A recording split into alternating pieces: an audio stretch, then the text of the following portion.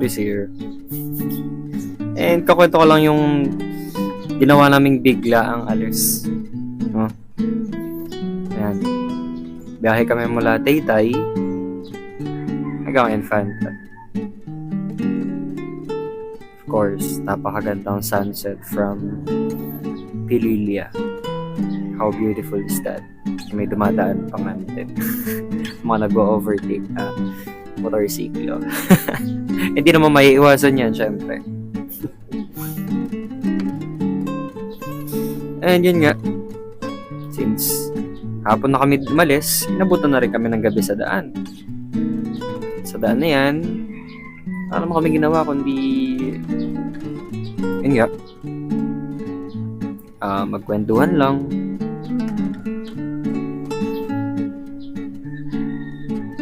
So yan. By the way, ito yung first kotse ng tropa ko, si Lonlon. Ako yung nasa gilid, nag-take pa ng picture. Si Kulas yung nasa gitna, naka-t-shirt. Yan yung dalawa. Si Lonlon yan, tapos si Francine. Yun. Inabutan kami ng gabi and umaga na, syempre. Natulog kami. Yun nga.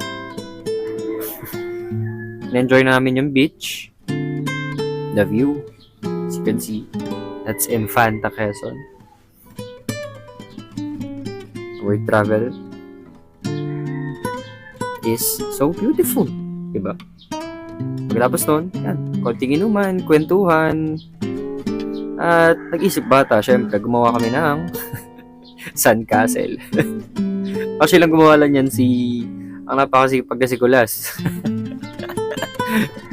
Diba? Yung inuman na yan, hindi din naubos yan. Sayang din. Pero that's okay.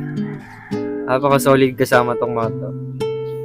Kasi biglaan, pero eto paano lahat kami busog ang mga oras na yan. Thanks to God. And ligtas kami nakauwi. Pagkatapos yan, nagtampisaw na lang kami sa dagat, malamang. Nasa ba kami? Nasa dagat eh. Yan.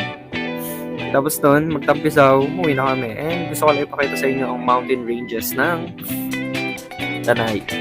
Tanay ba to? Hindi ko alam kung anong mountain to ba siya. Mountain yan. Napakaganda kasi. It's so enchanted. Parang share ko sa inyo yung montage ng ulit ng dagat.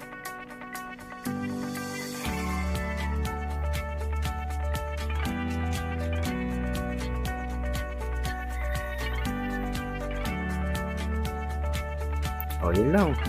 Napakagandang beach ng Infanta, Quezon. Salamat sa panonood.